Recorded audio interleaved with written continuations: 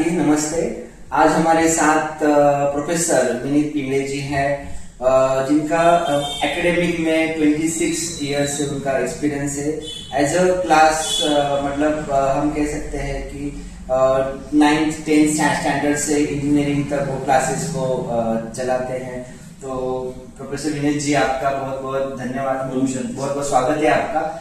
विनीत जी, मैं आपसे ये जानना चाहता हूँ कि कोर्स तो अपने आप में हर एक विशेषता पूर्ण रहता है, और एक काउंसलिंग और मेंटल हेल्थ की क्या विशेषता है जो आपको प्रेरित करती है कि कोर्स करने के लिए?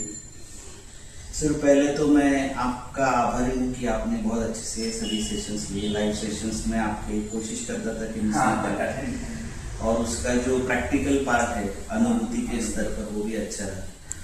और ये सवाल जो आपने पूछा कि इसकी आवश्यकता क्या है आज के दिनों में, स्पेशली मैंने देखा है कि अभी जो हमारे सोसाइटी में ट्रांसफॉर्मेशन हो रहा है, फैमिली जो है वो न्यूक्लियर होती जा रही है। न्यूक्लियर फैमिली होने के साथ जो एक्सपीरियंस या एक्सपेक्टेशंस है सब जगह से, वो बहुत ज्यादा बढ़ रहे हैं। वो नौकरी में हो सकते हैं, पढ़ाई में हो सकते हैं, सब जगह से। तो बच्चे हैं या ग्रोन अप है, बहुत सारे प्रेशर और स्ट्रेस में है, और एज अ लेमैन उनको मालूम नहीं कि ये स्ट्रेस को कम करने के सलीके क्या है, तरीके क्या है। और स्पेशली मैं जिस सेगमेंट में काम करता हूँ स्टूडेंट से, हाँ, तो मैं टीनेजर्स के साथ काम करता हूँ। तो टीनेजर के साथ तो और मुश्किल है कि टेस्टोस्टेरोन लेवल भी उस एज में काफी ज्यादा है, पूरा जोश में रहते हैं। जी जी जी। और वो जोश को अगर हम सही दिशा में डाइवर्ट ना करें तो उसके वायलेंट और निगेटिव रिपरकशन ज्यादा हो सकते हैं। मुझे कहना है कि आप जिस चीज से मुझे आप ये समझा रहे हैं, तो आप स्टूडेंट के साथ जब आप इंटरेक्ट करते हो तो स्टूडेंट आपको मिलते हैं, आपसे डायरेक्टली बात करते हैं, सर मुझे काउंसलिंग करना है, मुझे आपसे कुछ शेयरिंग करना है, ये रैपो कैसा आप उनके साथ सेट करते हो? सर, ये जो स्टूडेंट्स है उनको मैंने ये देखा है कि उनको अगर आप हार्ट टू हार्ट कम्युनिकेशन करो की तुला काही प्रॉब्लेम असेल तर तुम्हाला कधी पण येऊन भेट, कि not only regarding the studies but even at a personal level, if you have any problem तुम आके बात कर सकते हो। तो जब कभी वो स्ट्रेस में आता है तो उसको याद आता है कि अरे ऐसा सर ने बोला था।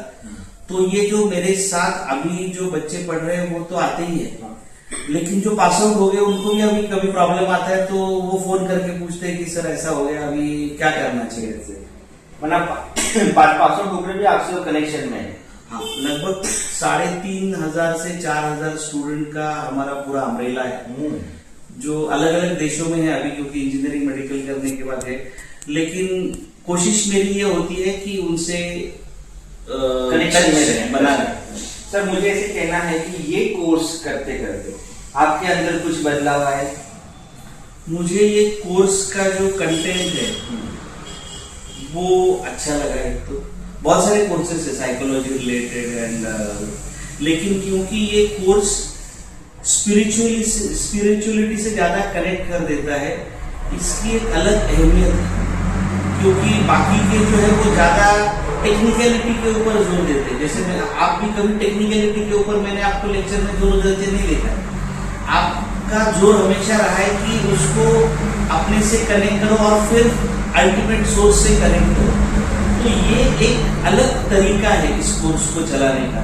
जो कंटेम्पररी कोर्सेज जो मैंने देखे हैं उसमें वो नहीं। मतलब कुछ तो अलग आपको सीखने को मिला, और हम कह सकते हैं कि कनेक्शन एक्चुअली कैसे होता है, आप मेरे से बात कर रहे हो, आप मेरे से कनेक्ट कर रहे हो, तो हर एक को चाहिए कनेक्शन, बाद में अटेंशन, और अटेंशन से फिर वो मतलब जो भी आपसे जो चेंजेस वो आने की शुरुआत हो जाती है। मैंने सर देखा कि ये कोर्स में ऐसे ऐसे सब्जेक्ट्स है जो अपने हेल्थ को भी बढ़ावा देते हैं। एज अ पर्सनैलिटी आपकी तरफ हम देखते हैं तो आपके जो विचार है स्टूडेंट अपने करियर बनाने के लिए उस विचारों को अपने अंदर ढालते हैं।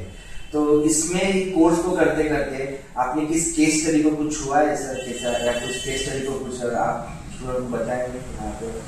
मैंने जो केसेस पढ़े हैं या किए हैं, मैंने जो आपके कोर्स में जो 5 केसेस है उसका सीक्वेंस भी मुझे अच्छा लगा। वो 3 सेक्शन में बना हुआ है। और एक तो है कि वो बंदा बोल रहा है तब आप एनालिस तो सुनो पहले Pre-induction करना। प्री इंडक्शन करो, फिर असेसमेंट करो उसके और फिर कंक्लूजन रिपोर्ट।